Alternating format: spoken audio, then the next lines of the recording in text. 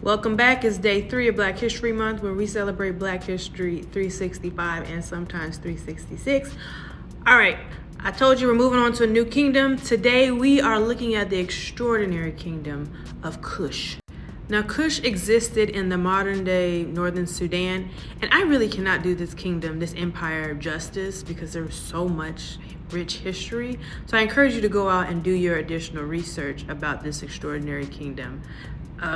Just to begin, why it's so extraordinary. Whereas most empires last about 350 years, 300 to 400 years, Kush lasted almost 3,000 years. It was 2,700 years that the empire of Kush stood. And during its earlier stages in what is now Sudan, you had a very advanced civilization that predates Rome and in Greece.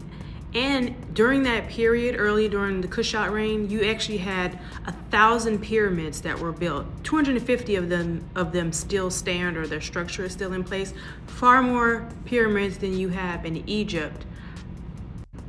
Now, the reason why you have more pyramids in what's now Sudan, but in Kush, is because unlike in Egypt, where the pyramids were really reserved for the royals or people who had these high titles, if you had the money, you could have a pyramid. So it wasn't just reserved to those who were, again, royals or had high titles. Now, Kush traded with his neighbors, back and forth. But one of the neighbors you see here, which is Egypt, they traded the most, and they actually had a lot in common. And the reason is because scholars believe that they actually originated from the same people. So you had a lot of overlap. So, for example, it's the Kushites.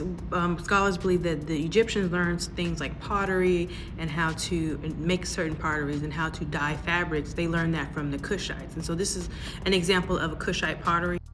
Both civilizations also shared certain deities like Osiris and Iris, who was also known as the mistress of Kush. And you also had both civilizations, both empires, worshiping the ram-head god Amun-Ra, right? Whereas traditionally it's believed that the Kushites got Amun-Ra from the Egyptians, recent Sudanese scholars suggest that there's evidence to show that the Kushites independently held the ramhead sacred from whatever was happening in Egypt. And if that's the case, I actually find that quite extraordinary.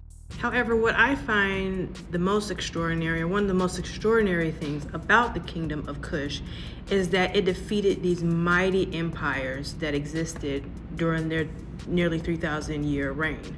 The first of which were the Egyptians. Now, the Egyptians referred to Kush as Taseti, or the land of the bow, because the Kushites were such great archers, also known as the pupil smiters, like they